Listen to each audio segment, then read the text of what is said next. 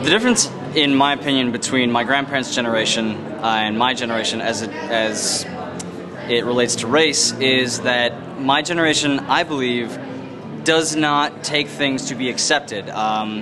In talking with my grandparents, it seems to me that it was more of just an accepted thing. You know, this is the way it is, this is the way it's always been, this is the way it will always work. Whereas my generation is a little more cynical. We've had, you know, since when my grandparents were my age, we've had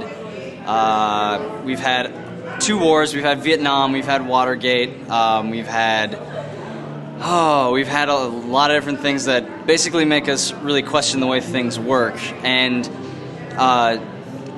it's one of those things where we've also had more integration as far as going to school with each other. In meeting different races and honestly being exposed to it at a much earlier age, where you realize it's not quite as different as people will make it out to be. And so there's definitely, oh, and I know the word for this, there's definitely a kind of cage rattling going on right now of shaking things up and realizing maybe it doesn't always have to work the way we think it does in exploration. And so I think really the key difference between my grandparents and I is that we're willing to understand that what we're seeing is not just the status quo and it needs to change.